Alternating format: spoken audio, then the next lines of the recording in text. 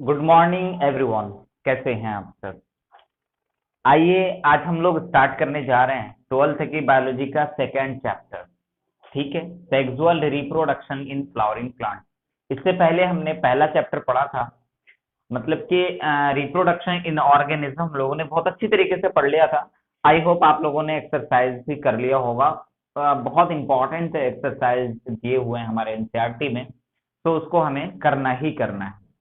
तो आइए हम लोगों ने उस चैप्टर में, जो पहला चैप्टर था हमारा, उसमें कुछ खास नहीं पढ़ा था, बल्कि हम लोगों ने कुछ बेसिक टर्म्स देखा था।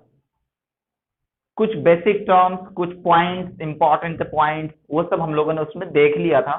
और हाँ, सेक्सुअल रिप्रोडक्शन के मोस्ट ऑफ द पार्ट हमने वहां डिस्कस कर लिया था, और बहुत अच्छी तरीके से। और क्वेश्चन भी होते हैं जो आपको मैंने पढ़ाया है सेक्सुअल पार्ट को, उससे काफी क्वेश्चन काफी आ चुके हैं, 2-3 क्वेश्चन आ ही जाते हैं। ठीक है, तो आइए आज हम लोग स्टार्ट करेंगे sexually reproduction in flowering plant. मेरे बच्चों, इन फ्लावरिंग प्लांट, जैसे मैं अभी बोल रहा हूं इन फ्लावरिंग प्लांट, तो आपको पहला पॉइंट क्लिक होना चाहिए कि एंजियोस्पर्म की बात हो रही है। याद कीजिए, आपको जब 11th में थे तो वहां पे आपको पढ़ाया गया था प्लांट किंगडम में कि प्लांट दो टाइप के होते हैं कि नहीं होते हैं, पढ़ाया गया था आपको। अच्छा, ये पहले हम लोग हेडिंग डाल लेते हैं, फिर हम लोग अच्छी तरीके से समझना स्टार्ट कर लेंगे। ओके, तो आइए क्लास 12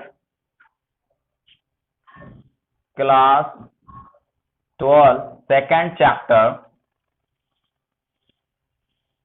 सेक्सुअल रिप्रोडक्शन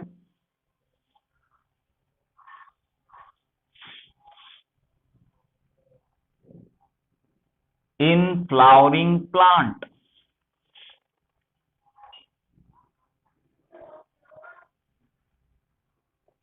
ठीक है, इन फ्लावरिंग प्लांट मतलब इसको मैं बोल सकता हूं एंजियोस्पर्म। ठीक है, तो ये तो आज हमारा चैप्टर है जो हम अभी स्टार्ट करने जा रहे हैं, और हम लोग इसको अच्छी तरीके से पढ़ेंगे। ओके, इधर आइए। आप लोगों को मैं कुछ चीज बताना चाह रहा हूं, बैक गियर लगाने के लिए कह रहा हूं, पिछले साल में जाने के लिए। तो मैंने बोला आपको कि जब मैं प्लांट किंगडम स्टार्ट किया था 11th में, या आप कहीं भी पढ़े हो, तो वहां पे आपको बोला गया होगा कि ये प्लांट किंगडम है, ये प्लांट किंगडम है। तो प्लांट किंगडम को आपने दो में डिवाइड किया होगा, ऑब्वियसली करना ही पड़ेगा। क्रिप्टोगैम, क्रिप्टोगैमी और फेनेरोगैम।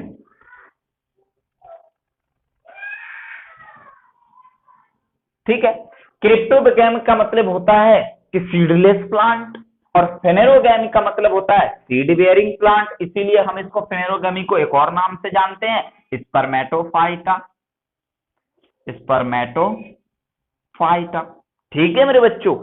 अब अगर, अच्छा, इसको यहां पर ये भी लिख लीजिए, seed bearing plant, seed bearing plant. मैं आपको अभी पिछला याद दिला रहा हूं, क्योंकि थोड़ा सा पता होना चाहिए कि हमें पढ़ना क्या है इस चैप्टर में। तो आइए, क्रिप्टोगैमी मतलब सीडलेस प्लांट, ऐसे प्लांट जिसमें सीड होते ही नहीं है, ऐसे प्लांट जिसमें सीड होते ही नहीं। तो फेनेरोगैम से अगर हम बात करें, तो ये फेनेरोगैम फर्दर हमने दो कैटेगरी में डिवाइड करना है। एक तो होगा हमारा जिम्नोस्पर्म, दूसरा होगा हमारा एंजियोस्पर्म। होगा, बिल्कुल होगा। जिम्नो का मतलब होता है नेक्ड, स्पर्म का मतलब होता है सीड, मतलब नेक्ड सीड वाला। ठीक है, नेक्ड सीड वाला, उसको हम लोग क्या बोलेंगे, जिम्नोस्पर्म। और एंजियोस्पर्म का मतलब होता है, एंजियो मतलब कवर, और इसका मतलब सीड, तो मैं क्या बोलूंगा, covered seed. Sorry,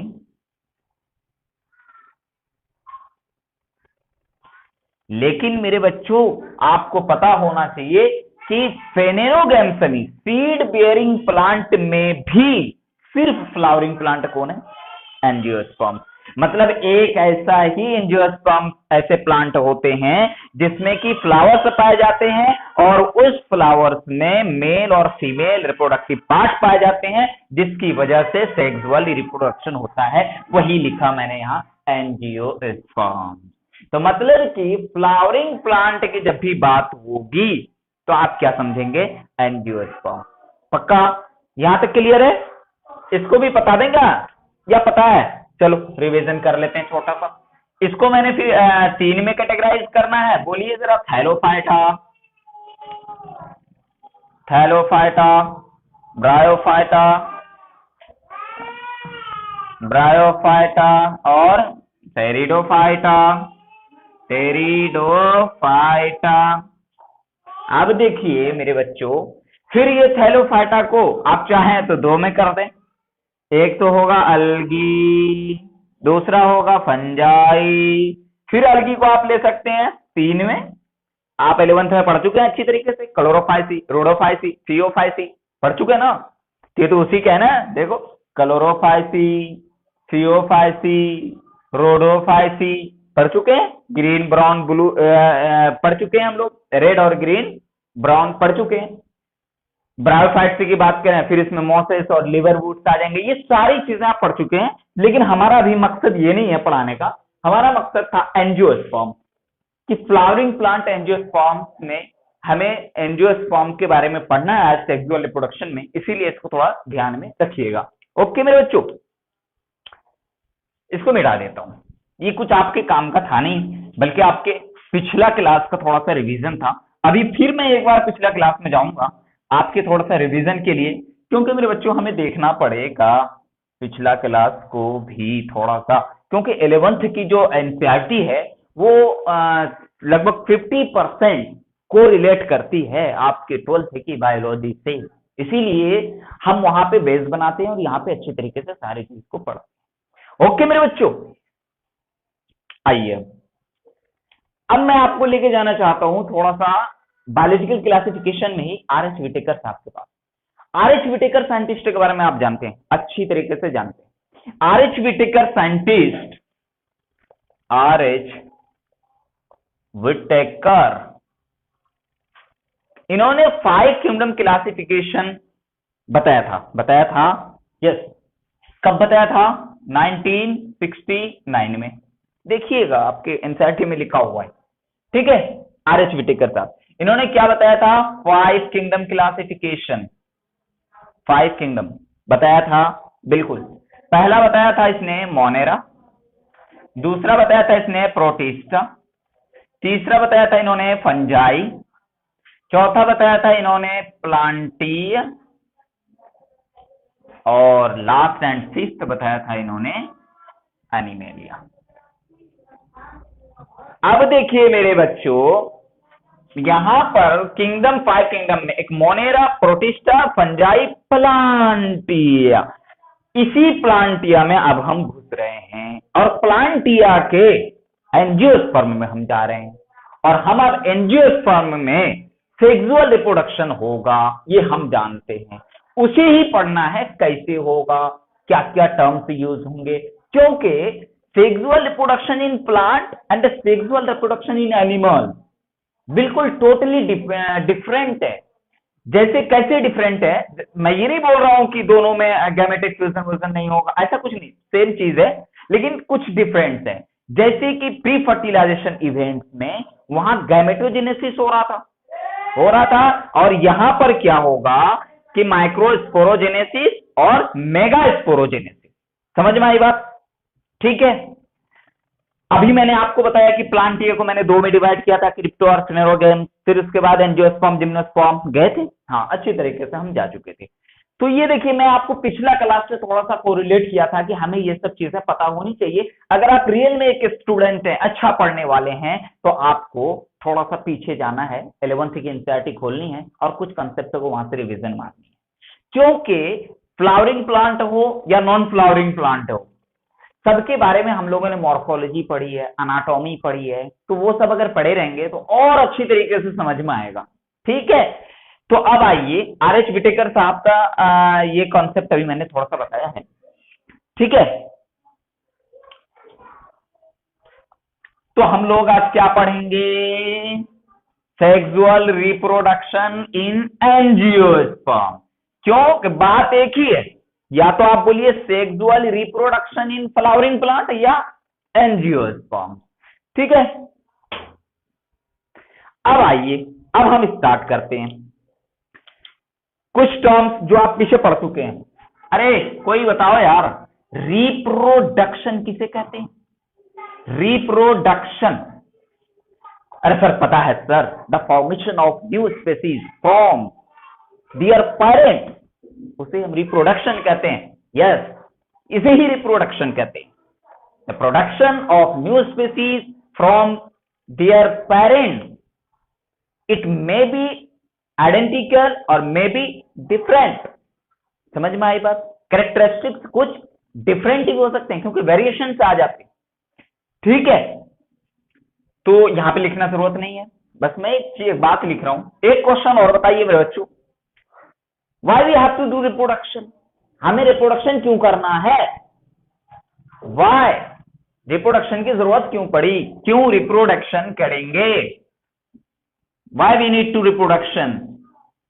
question, why we need to reproduction? Why we need to reproduction? Anybody can guess? Yes, due to the continuity of species generation after generation on the earth. Clear है? क्योंकि हमारी generation इस अर्थ पे कायम रहे। ऐसे ना हो कुछ साल के बाद हमारे नामो निशान मिट जाए। अगर हमारे एंसेस्टर्स, अगर हमारे पिछले बाप दादा और अजदाद अगर वो रिप्रोडक्शन ना करते तो आज हम होते नहीं होते। तो हमें रिप्रोडक्शन करना जरूरी होता है ताकि हमारी जनरेशन कंटिन्यू आगे चलती रहे। ठीक है, तो ये आप इसका भी लिख लेंगे। तो ये दो क्वेश्चन यहां से समझ में आया। अब देखिए, एक पॉइंट में लिख रहा हूं, मैं इसका डिफिनेशन ना लिख करके मैं क्वेश्चन लिख रहा हूं और बता दिया हूं कि रिप्रोडक्शन किसे बोलते हैं। तो मैं बोल दिया हूं कि the production of new progeny, new species from their parent. और क्यों रिप्रोडक्शन की जरूरत पड़ी? Due to continuity of the species generation after generation on the earth. समझ में आई बात? अब आइए, अब पॉइंट हम लोग लिखना शुरू करते हैं, कुछ पॉइंट पढ़ लेते हैं। ठीक है, कि सेक्सुअल रिप्रोडक्शन में क्या क्या हमें पढ़ने हैं। आइए, ऑल फ्लावरिंग प्लांट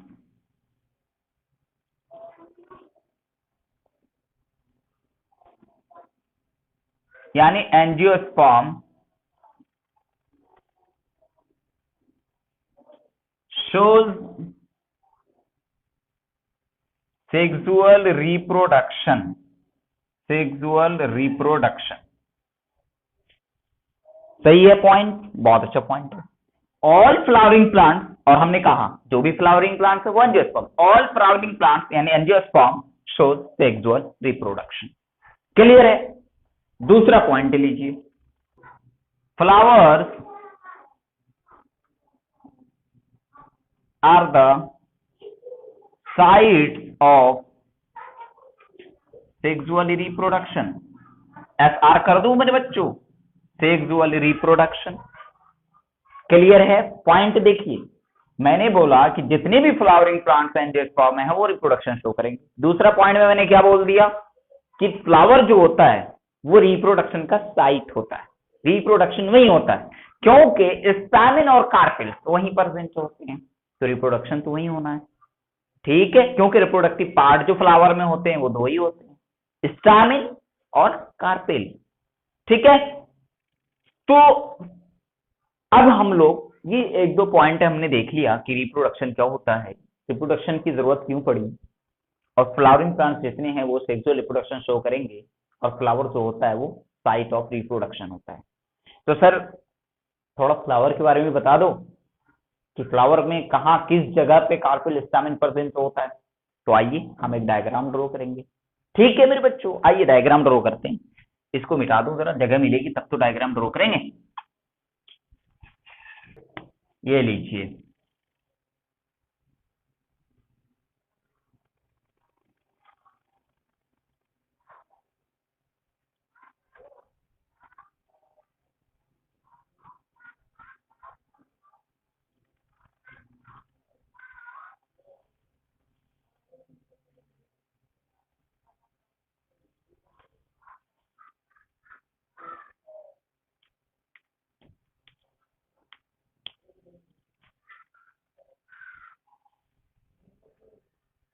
ये क्या मैं ड्रॉ कर रहा हूं,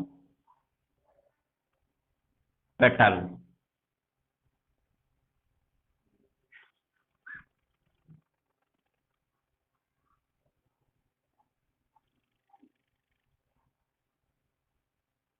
ठीक है, तो ये एक हमारा फ्लावर है। अब इसको मैं थोड़ा लेबलिंग कर दूं इसकी। ठीक है मेरे बच्चों, आपको पता होना चाहिए सोइलन पार्ट जो है हमारा, यहां पर जो हमारा सोइलन पार्ट है, उसी सोइलन पार्ट को हम लोग क्या बोलते हैं मेरे बच्चों, थैलामस बोलते हैं, या फिर रिसेप्टेकल। ठीक है, अब देखिए ये जो हमारा पार्ट है, ये वाला जो ग्रीन लाइक लीफ होता है, जो थैलामस के जस्ट नीचे से अटैच जो होता है, उसे हम बोलते हैं, जो ग्रीन लाइक स्ट्रक्चर होता है उसे हम बोलते हैं क्या, बोलिए जरा, सेपल। सेपल बहुत सारा होता है इसलिए सेपल बोल देंगे, जो कि कैलिक्स होगा, सेपल। ठीक है, अब ये जो आपको ये वाला दिख रहा है, इसे हम बोलते हैं पेटल। पेटल, ठीक है। तो हमने क्या देखा, अभी ऊपर ऊपर का पार्ट देखा जो हमें दिख रहा था, मैंने एक सोइलन लाइक स्ट्रक्चर देखा, उसको हमने थैलामस बोला। ठीक है, अब इस सोइलन लाइक स्ट्रक्चर पर एक ओवरी प्रेजेंट होता है, इसी ओवरी के अंदर ओव्यूल्स होते हैं। ठीक है मेरे बच्चों, अब देखिए पेटल से भी हमें पता चल गया, सेपल भी हमें पता चल गया, थैलामस रिसेप्टेकल भी हमें पता चल गया। अब आते हैं थोड़ा सा रिप्रोडक्टिव पार्ट पर। एक चीज मैं बता दूं, ये जो पेटल्स और सेपल्स है, इसको हम लोग बोलते हैं क्या, accessory organ of the flower. क्यों, क्योंकि इसका रिप्रोडक्शन में कोई रोल नहीं होता। रिप्रोडक्शन सिर्फ और सिर्फ कौन करते हैं, ये रिप्रोडक्टिव पार्ट, स्टामिन और कार्पिल।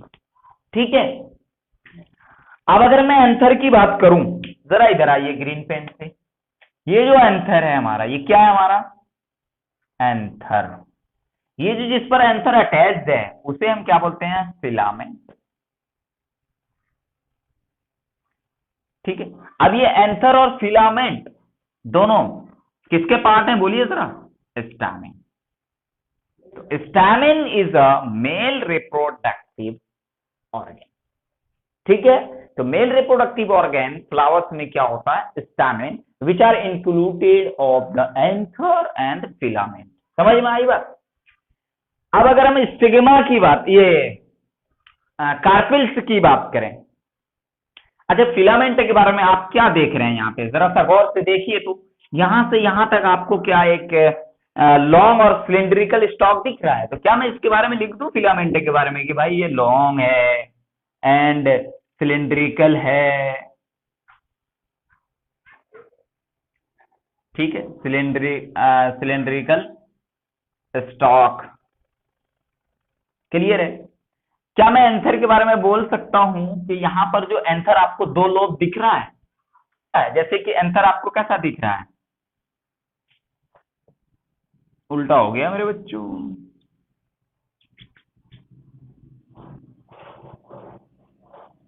आपको एंथर ऐसा ही दिख रहा है, दो लोब, एक लोब, दो लोब। तो मैं इसको बोल सकता हूं क्या, कि बायलोब्ड स्ट्रक्चर है, बायलोब्ड स्ट्रक्चर। अब एक चीज सुनिएगा, each lobe is dithecous, her lobe dithecous होता है, मतलब उसमें दो थीका प्रेजेंट होता है। ठीक है, तो मैं यहां पे लिख रहा हूं कि each lobe is dithecous. Di का मतलब क्या होता है मेरे बच्चों, टू, मतलब टू थीका।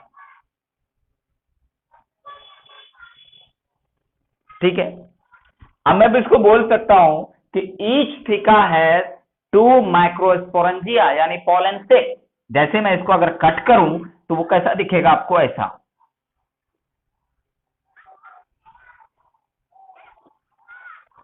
बिल्कुल ऐसा ही दिखेगा। देखो ये पॉलन सेक दिख रहा है। तो एक एंथर में कितना पॉलन सेक होता है मेरे बच्चों, चार। कितना थीका होता है मेरे बच्चों, कितना लोब होता है, दो लोब होता है। तो देखो डायथिकस होता है, डायथिकस होता है कि मोनोथिकस होता है, डायथिकस होता है। तो मैं यहाँ पे आपको बोल देता हूं कि each theca has 2 microsporangia. Microsporangia मतलब 2 क्या, पोलन सेक। माइक्रोस्पोरेंजिया को हम क्या बोलेंगे, पोलन सेक। ठीक है, पीएस मतलब पोलन सेक। क्या बताया मैंने एंथर के बारे में? अरे पहले फिलामेंट के बारे में देख लो। मैंने बोला एक स्टॉक है, लॉन्ग स्ट्रक्चर है। फिर मैंने बोला कि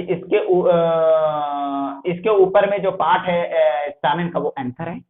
एंथर जो होता है मेरे बच्चों, ये बायलोब्ड होता है और ईच लोब्ड डायथिकस होता है। हर लोब कैसे कितना थीका होता है, उसके अंदर 2 थीका होता है। और each theca of has 2 microsporangia, एक स्पोरेंजिया, 2 स्पोरेंजिया। समझ में आया बात? तो पोलन सेक आपको कितने मिल गए, 4 पोलन सेक। समझ में आई बात? तो ये चीज आप याद रखिएगा यहां से। अब आइए थोड़ा सा फीमेल वाले पार्ट में आते हैं। ये आपको क्या दिख रहा है, स्टिग्मा। क्या दिख रहा है, स्टिग्मा। ये जिसके थ्रू पोलन ग्रेन आ जाता है। अच्छा, रिसीव तो पोलन ग्रेन को स्टिग्मा करता है। जैसे ये पोलन ग्रेन है, ये आ जाएगा स्टिग्मा पर। अब स्टिग्मा से ओव्यूल तक आना है उसको, ताकि फर्टिलाइजेशन हो पाए। तो जिसके थ्रू आता है वो क्या है, स्टाइल। क्या है वो, स्टाइल। Clear, style. अब जहां आएगा वहां क्या है, ओव्यूल, जहां फर्टिलाइजेशन होना है।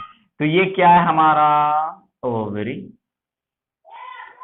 ठीक है, तो फीमेल पार्ट 3 स्ट्रक्चर से मिलके बना, स्टिग्मा, स्टाइल और ओवरी। समझ में आई बात मेरे बच्चों? इसे ही हम क्या बोलते हैं, कार्पेल या फिर पिस्टिल। ठीक है, तो क्लियर हुआ फीमेल और मेल रिप्रोडक्टिव पार्ट हमें फ्लावर्स में कैसे दिखते हैं, कहां दिखते हैं। क्लियर है। एक चीज मैं बता दूं आपको कि कार्पेल या पिस्टिल, इसको बोला जाता है बेसिक यूनिट ऑफ जाइनोसियम। सर ये जाइनोसियम क्या है? यस, फीमेल रिप्रोडक्टिव पार्ट क्या है, कार्पेल। क्या है, कार्पेल। क्या है, कार्पेल या फिर बोलो तो पिस्टिल। ठीक है, तो एक फीमेल रिप्रोडक्टिव पार्ट है तो उसको कार्पेल और पिस्टिल बोलेंगे। लेकिन बहुत सारा कार्पेल और पिस्टिल प्रेजेंट है in the form of bunch, गुच्छे के रूप में, तो उसे हम क्या बोलेंगे, जाइनोसियम। जैसे ये देखो, ये पेन आपको दिख रहा है, ये क्या है, मान लो सबके सब फीमेल रिप्रोडक्टिव पार्ट है, सबके सब कार्पेल हैं। तो ये अभी 3 एक जगह है, तो ये क्या है, जाइनोसियम। इसमें से एक को क्या है, हम क्या बोलेंगे, एक को कार्पेल या फिर पिस्टिल। बहुत सारा एक जगह है, एक फ्लावर में है, तो उसे हम क्या बोलेंगे, जाइनोसियम। समझ में आई बात? तो इसीलिए आपसे पूछा जाए, जैसे कि लाइफ का यूनिट आपसे कोई पूछे तो आप सेल बताते हैं basic unit of life, cell, है ना। तो बेसिक यूनिट ऑफ जाइनोसियम क्या, कार्पेल या फिर स्टैमेन। अच्छा, तो सेम चीज यहां, basic unit of stamen. Basic unit of stamen क्या हो जाएगा, बोलो जरा, बेसिक यूनिट ऑफ स्टैमेन क्या हो जाएगा, बोलिए जरा मेरे बच्चों, बोलिए, एंड्रोसियम। एंड्रोसियम। तो एंड्रोसियम क्या है, तो एंड्रोसियम क्या है, अब समझिए एंड्रोसियम क्या है। ये क्या है, स्टैमेन। क्या है, स्टैमेन। क्या है, male reproductive part, stamen. Clear है। ये देखो बहुत सारा स्टैमेन एक जगह आ गया, बहुत सारा स्टैमेन एक जगह आ गया। अब ये स्टैमेन नहीं रहा, बंच में आ गया, तो अब ये क्या हो गया, बोलिए जरा, अब ये हो गया एंड्रोसियम। तो एंड्रोसियम का बेसिक यूनिट क्या हो जाएगा, stamen. Stamen is the basic unit of androecium. अरे कान इधर से पकड़ो या उधर से पकड़ो, बात तो एक ही है यार। ठीक है, तो हमने क्या देखा, stigma, style, ovary, carpel pistil का पार्ट, एंथर और फिलामेंट, स्टैमेन का पार्ट, स्टैमेन बेसिक यूनिट है किसका? एंड्रोसियम का। कार्पिल बेसिक यूनिट है किसका? जैनोसियम का। एंड्रोसियम और जैनोसियम किसे कहते हैं आप अच्छी तरह जान चुके हैं। जैसे मैं चाहूं तो डेफिनेशन में मेंशन कर दूंगा, लेकिन आप याद कीजिए, लिख के मत ले जाइए, अभी याद कीजिए, लिख के तो लेके जाना ही है, थोड़ा याद कीजिए। मैंने जैनोसियम का आपको डेफिनेशन बताया कि जितने भी कार्पिल से प्रेजेंट हैं, अगर वो बंच में प्रेजेंट है एक फ्लावर्स में, तो उसको हम जैनोसियम बोलेंगे। अगर एक सिंगल प्रेजेंट है तो उसे हम क्या बोलेंगे? कार्पेलिया पिस्टिल। तो कार्पेलिया pistil is the basic unit of the gynoecium. इसी तरीके से आप आ जाइए एंड्रोसियम में, तो बहुत सारे स्टैमिन एक जगह में प्रेजेंट होते हैं, हम क्या बोलेंगे? एंड्रोसियम। और एक है उसका यूनिट, तो उसे हम क्या बोलेंगे?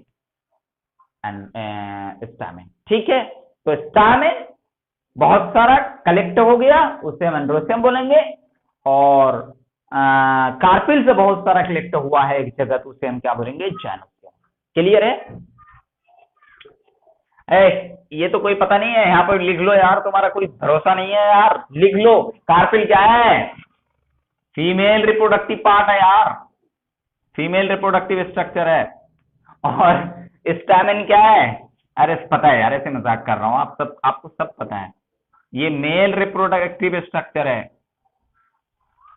क्लियर है? तो मेल और फीमेल रिप्रोडक्टिव स्ट्रक्चर। अब देखिए, थोड़ा सा समझने की कोशिश कीजिए आप। पेटल देखिए, अभी तक हम लोगों ने जो डिटेल में पढ़ा ना कार्पेल और एंथर के बारे में, ये हमारा एसेंशियल पार्ट ऑफ फ्लावर कहलाता है। मतलब फ्लावर का ये एसेंशियल पार्ट है जिससे रिप्रोडक्शन होता है। ठीक है, अब भाई नॉन एसेंशियल पार्ट भी होंगे, हाँ होंगे। आइए, जैसे ये जो आपको फ्लावर्स के ऊपर दिख रहा है, कभी आप तन्हाई में पार्क में बैठे हो, आपके हाथ में एक फ्लावर है, तो आप क्या करते हैं? फ्लावर का पत्ता तोड़ते हैं, बड़े प्यार से तोड़ते हैं। तो पत्ता जो तोड़ रहे हो ना फ्लावर का एक एक करके, वही तो है पेटल।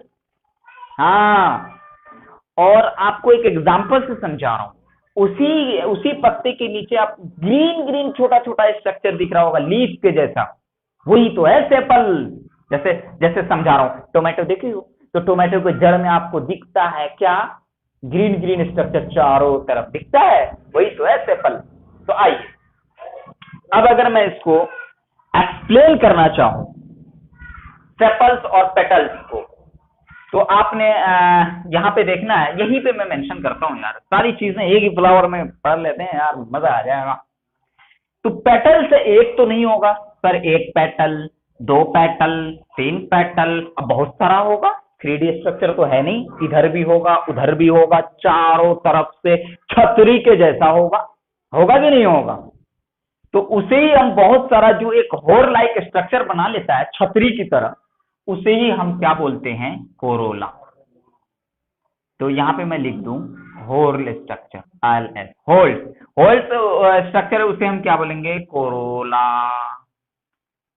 अब फिर वही चीज, corolla is the collectively form of the petal.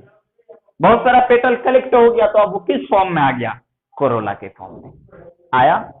समझ में आई बात?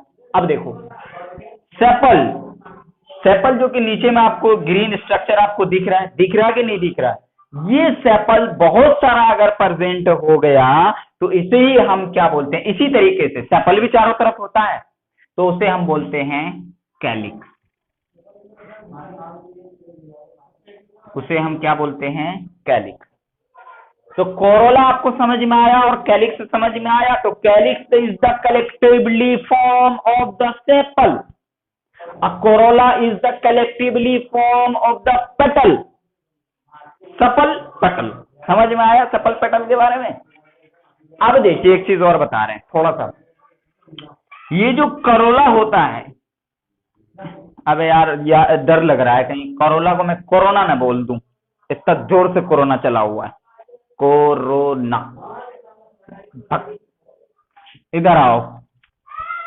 ये पेटल की अगर मैं बात करूं, ये पेटल थोड़ा सा देखने में कैसा होता है? तो ब्राइटली कलर्ड होता है। कैसा होता है? Brightly coloured. लिख लो, दे आर ब्राइटली कलर्ड। अरे क्यों ब्राइटली कलर होता है यार? टू अट्रैक्ट पॉलिनेटर्स, जो पॉलिनेशन करवाते हैं जैसे इंसेक्ट वगैरह। अब जहां ज्यादा अच्छा माल रहेगा वहां तो भाई अट्रैक्ट होना ही होना है ना, होना है। अब नहीं होना तो अब पॉजिटिव लो यार, किसी की कार खूबसूरत होती है, किसी की बाइक खूबसूरत होती है, तो अट्रैक्टिव होते हो कि नहीं होते हो? होते हो यार, काश मेरे पास भी होता। तो वही चीज तो मैं बोल रहा हूँ यार, कहीं से कहीं पहुंच जाते हो यार आप लोग, इधर आओ। तो पेटल की अगर हम बात करें, they are high brightly coloured, थोड़ा चमकीला होता है, और जिसकी वजह से जो इंसेक्ट होते हैं ना वो उस पर आके बैठ जाते हैं, और जब इंसेक्ट आ जाएगा तो इधर से उधर पॉलन ग्रेन को कर देगा, फर्टिलाइजेशन हो जाएगा, पॉलिनेशन हो जाएगा। होगा कि नहीं होगा? पॉलिनेशन होगा। What is the pollination? The transformation of the pollen grain from anther to the stigma. ये सब पता होना चाहिए मेरे बच्चों, आप सबको पता है यार, आप लोग महान हो। तो ब्राइटली कलर्ड होता क्यों भाई? टू अट्रैक्ट, सब चीज लिख लीजिएगा जो मैं लिखा रहा हूं। To attract pollinator, to attract pollinators, pollinators को अट्रैक्ट करने के लिए उसका कलर कैसा होता है? थोड़ा ब्राइटली होता है। ठीक है सर, सेपल के बारे में बता दो यार, इसका कलर। हाँ बता दूं यार, परेशान ना हो। ये सेपल जो होता है ना मेरे बच्चों, सेपल, ये सेपल का कलर होता है ग्रीन। मैं ये नहीं बोल रहा कसम खा के ग्रीन ही होगा, ग्रीन ही होगा, नहीं, यूजुअली लगा देता हूं यार, यूजुअली ग्रीन। काम क्या है सर? काम भी बता दो इसका, जैसे उसका बता दिए कि ये कलर ऐसा होता है, तो मतलब पॉलिनेटर से आप आते हैं तो पॉलिनेशन करवाने में हेल्प करता है, तो इसका भी काम बताइए सर। यस, इसका काम होता है प्रोटेक्शन का। तो फ्लावर के जो प्रोटेक्शन करते हैं वो यूजुअली कौन कर रहे होते हैं? ग्रीन पार्ट यानी सेपल। मेरे बच्चों क्लियर है एक फ्लावर का स्ट्रक्चर? इधर आओ यार, 2 मिनट में जरा देखते हैं।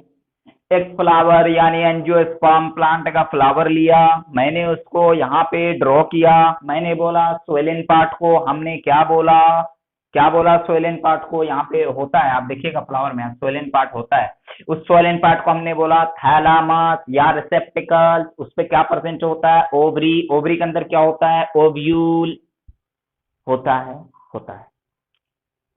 फिर मैंने आपको क्या बोला मेरे बच्चों? इस पर से एक स्ट्रक्चर जाता है, दो स्ट्रक्चर, दोनों रिप्रोडक्टिव, एक मेल रिप्रोडक्टिव स्ट्रक्चर, एक फीमेल रिप्रोडक्टिव स्ट्रक्चर, एक मेल रिप्रोडक्टिव स्ट्रक्चर, उसके 3 पार्ट, स्टिग्मा, स्टाइल, ओवरी। इसको कलेक्टिवली हम कहते हैं कार्पेल। तो कार्पेल 3 पार्ट से मिलकर बना हुआ है। कार्पेल क्या होता है? फीमेल रिप्रोडक्टिव स्ट्रक्चर होता है। फिर आ गए हम स्टैमिन पर, मेल रिप्रोडक्टिव पार्ट पर। इसके 2 पार्ट, एक सिलिंड्रिकल लॉन्ग स्टॉक, उसको हम लोग बोलते हैं फिलामेंट, एक यहाँ पे बॉल लाइक स्ट्रक्चर, उसको हम लोग बोलते हैं एंथर। फिलामेंट के बारे में हमने बोला लॉन्ग सिलिंड्रिकल स्टॉक होता है, वो होता है। एंथर के बारे में हमने बोला कि बायलोब्ड होता है, bilobed structure. Each lobe is dithecous, हर लोब में 2 थीका होता है, इसीलिए हमने क्या बोला? डायथीकस। क्लियर है? वही चीज हमने बोला माइक्रोस्पोरेंजिया, 1 माइक्रोस्पोरेंजिया, 2 माइक्रोस्पोरेंजिया, तो एक एंथर में 2 लोब, कितने पॉलन से? 4। क्लियर? यस, इधर आइए आप।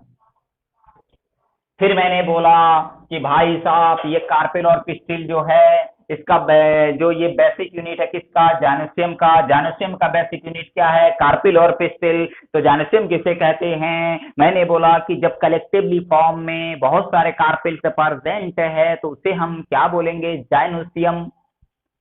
फिर आइए, फिर मैंने स्टैमिन के बारे में आपको बताया। Stamen is the basic unit of the androecium. बहुत सारा स्टैमिन प्रेजेंट है बंच के फॉर्म में, तो उसे हम क्या बोलेंगे? बोलिए। उसे हम बोलेंगे एंड्रोस्टियम, और इसमें का एक होगा स्टैमिन। क्लियर? अब आ जाइए, हम लोग ने कौन से पार्ट को पढ़ लिया है? फ्लावर के एसेंशियल पार्ट को हमने पढ़ लिया है। एसेंशियल पार्ट को हमने पढ़ लिया। कौन होगा एसेंशियल पार्ट? लिख दूं मेरे बच्चों, लिख दूं? दो हैं, कौन कौन है? स्टामिन और कार्पे, या फिर पिस्टिल इसको बोल दो। ठीक है, यही दो हैं क्या essential part. Non essential part की अगर हम बात करें, नॉन एसेंशियल पार्ट की अगर हम बात करें, नॉन एसेंशियल पार्ट में कौन हो जाएंगे? इसमें भी दो हो जाएंगे, कोरोला और कैलिक्स। ठीक है, अब आ जाइए थोड़ा सा कोरोला और कैलिक्स को पढ़ लेते हैं। मैंने बोला कि जब आप पार्क में बैठे रहते हो तो कभी फ्लावर आपके हाथ में आ जाए तो आप फ्लावर के एक एक पत्ते छोड़ाते हो, वही एक पत्ता क्या कहलाता है आपका? पेटल। क्या कहलाता है? पेटल। अब बहुत सारा पत्ता चारों तरफ होता है कि नहीं होता? छतरी लाइक स्ट्रक्चर, उसे हम क्या बोलते हैं? कोरोला। होता है, होरले की फॉर्म में होता है ना पेटल, तो वो स्ट्रक्चर कोरोला कहलाता है। अब मैंने बोला कि उसके जड़ में जहां पर थैलेमस है वहां से ग्रीन स्ट्रक्चर, छोटा छोटा लीफ लाइक स्ट्रक्चर निकला हुआ होता है, उसको हम लोग क्या बोलते हैं? सेपल। बोलते हैं कि नहीं? और सेपल बहुत सारा प्रेजेंट है, उसको हम लोग क्या बोलते हैं? कैलिक्स। क्लियर? सोइलेंट पार्ट को हम लोग थैलेमस और रिसेप्टेकल बोलते हैं। अब मैंने फंक्शन की बात की, पेटल का फंक्शन क्या होता है? पेटल कैसा होता है? They are brightly coloured. क्यों भाई चमकीला होता है? ताकि इंसेक्ट आए, अपॉलिनेशन हो जाए। अरे इधर आइए भाई, सेपल के बारे में बताइए। सेपल यूजुअली ग्रीन होता है, मैंने ये नहीं बोला हमेशा ग्रीन होता है, यूजुअली ग्रीन होता है। काम क्या है? प्रोटेक्शन का। क्लियर है मेरे बच्चों?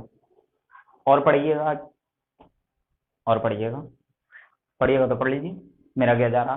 पढ़ो भाई, पढ़ो।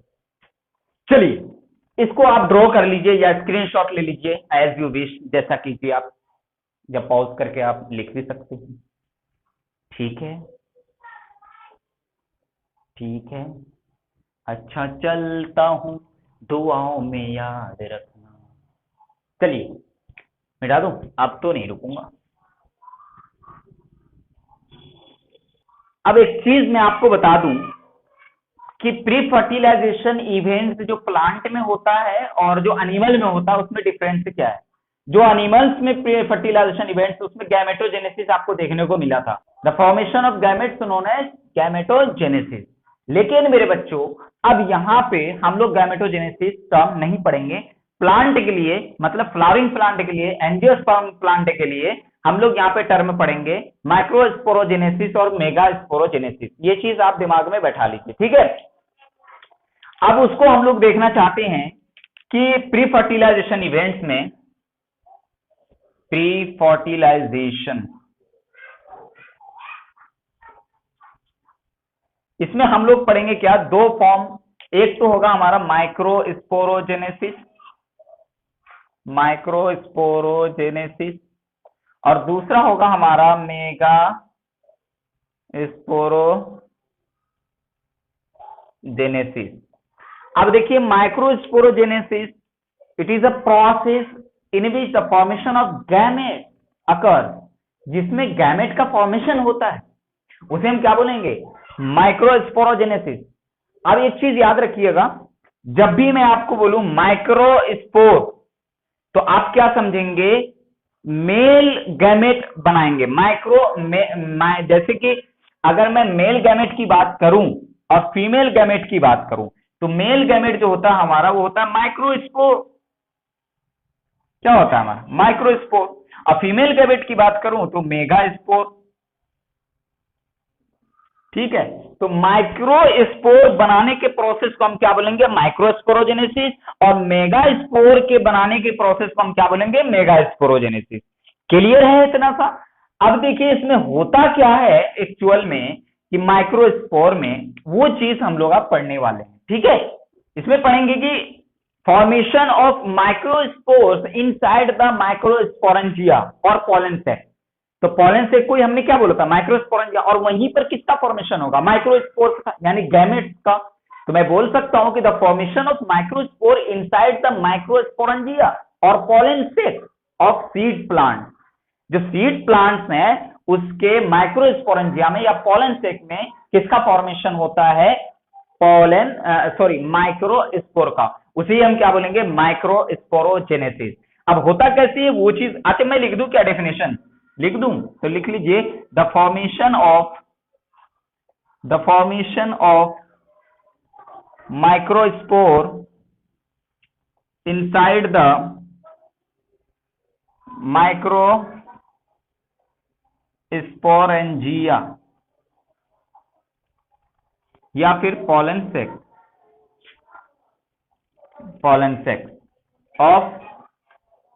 sac of a seed plant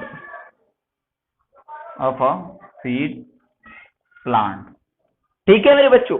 होता कैसी है वो चीज आप देख लीजिए, एक डिप्लॉयड सेल होता है माइक्रोस्पोरेंजिया में। कौन सा डिप्लॉयड सेल? माइक्रोस्पोरोसाइट या फिर माइक्रोस्पोर मदर सेल। वही माइक्रोस्पोरोसाइट या माइक्रोस्पोर मदर सेल मियोसिस में जाता है। जब उसमें मियोसिस हो जाता है तो फिर 4 टाइप के माइक्रोस्पोर का फॉर्मेशन होता है।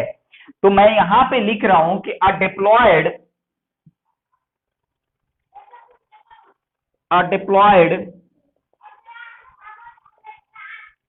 सेल इन माइक्रोस्पोरेंजिया, वो डिप्लॉयड सेल कौन सा है मेरे बच्चों? माइक्रोस्पोरोसाइट या फिर MMC, माइक्रोस्पोर मदर सेल। ठीक है, अब इसमें क्या होगा? मियोसिस। क्या होगा मेरे बच्चों? मियोसिस होने के बाद अंडरगोज मियोसिस, यहां लिख दूं कि मियोसिस में जाएगा। मियोसिस में गया, मियोसिस में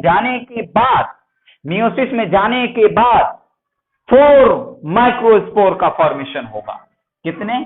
4 microspore are formed.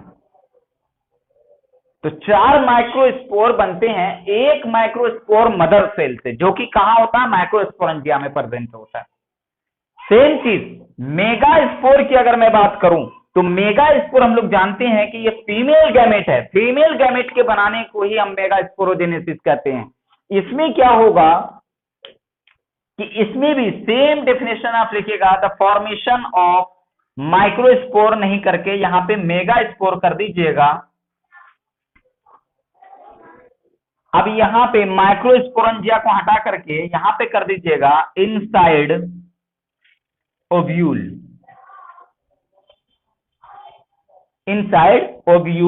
Of seed plant. ठीक है, इसमें भी क्या होगा मेरे बच्चों? सेम चीज इसमें भी आपको देखने को मिलेगा कि एक डिप्लॉयड सेल होगा, वो होगा मेगास्पोरोसाइट। यहां पे माइक्रोस्पोरोसाइट था तो वहां पे क्या होगा? अब मैं यहीं पे कर दूं, मेरे पास जगह कम है। मेगा स्पोरोसाइट होगा या फिर मेगास्पोर मदर सेल। सेम वहां माइक्रोस्पोर मदर सेल था, यहाँ मेगास्पोर मदर होगा, क्योंकि मैंने क्लियर कर दिया कि मेल वाले को हम माइक्रोस्पोर बोलते हैं और फीमेल वाले को हम मेगास्पोर बोलते हैं। तो इसीलिए एक डिप्लॉयड सेल स्ट्रक्चर प्रेजेंट होगा, कौन सा? मेगास्पोर स्पोरोसाइट या फिर माइक्रोस्पोर मदर सेल। फिर ये किसमें चला जाएगा मेरे बच्चों? मियोसिस में।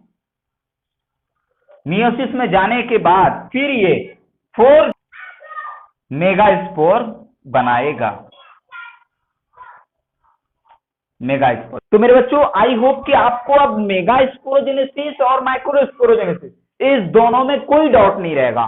क्या है, आपसे कोई पूछे तो भाई एक प्रोसेस है जिसमें गैमेट का फॉर्मेशन होता है। मेल गैमेट का फॉर्मेशन को हम लोग बोलते हैं माइक्रोस्पोरोजेनेसिस और फीमेल गैमेट के फॉर्मेशन को हम लोग बोलते हैं मेगास्पोरोजेनेसिस। क्लियर है? फिर आपसे कोई पूछे तो भाई कैसे होता है, तो कहना कि माइक्रोस्पोर बन जाता है माइक्रोस्पोरेंजिया पोलन सेक में सीड प्लांट की। कैसे? तो भाई एक डिप्लॉयड सेल होता है माइक्रोस्पोरेंजिया में, उस डिप्लॉयड सेल का नाम क्या है? माइक्रोस्पोरोसाइट यानी माइक्रोस्पोर मदर सेल। और फिर वो अंडरगोज मियोसिस में जाता है। मियोसिस जब उसमें हो जाता है तो 4 टाइप के माइक्रोस्पोर बन जाते हैं। फिर आपसे अगर कोई पूछे मेगास्पोरोजेनेसिस का प्रोसेस बताओ तो आप क्या बोलेंगे कि the formation of megaspore inside ovule. Inside ovule, यहां से ये अलग पार्ट है मेरे, inside ovule of seed plant. फिर उसी में एक वही मेगास्पोरोसाइट सेल होता है 2N डिप्लॉयड यानी मेगा स्पोर मदर सेल, फिर इसी तरीके से इसमें मियोसिस होता है, मियोसिस होने के बाद 4 टाइप के मेगा स्पोर बन जाते हैं। क्लियर है? तो मेरे बच्चों आज आई हो जितनी चीज मैंने आपको पढ़ा दी है वो आपके खोपड़ी में, आपके दिमाग में बैठ गया होगा, आई होप। तो लगे रहिए, मेहनत करते रहिए, और जितनी चीजें मैंने पढ़ा दी है उसको रिवीजन आप करते रहिए बार बार। एक बार में समझ में नहीं आए दोबारा देखिए, ठीक है? जब तक समझ में ना आए नहीं छोड़ना है। अगर उसमें भी समझ में ना आए, मैं तैयार हूं, मेरे नंबर से ग्रुप में फौरन से पहले टप टप टप टप टप मैसेज कर देना है, ठीक है? मैं इधर से टप टप टप टप टप रिप्लाई कर दूंगा, ठीक है? तो चलिए, तो आज की क्लास हम लोग यहीं तक रखते हैं। आई होप आपको बहुत अच्छा लगा होगा। एंजॉय कीजिए और सेफ रहिए और स्टडी कीजिए, खुश रहिए। बाय।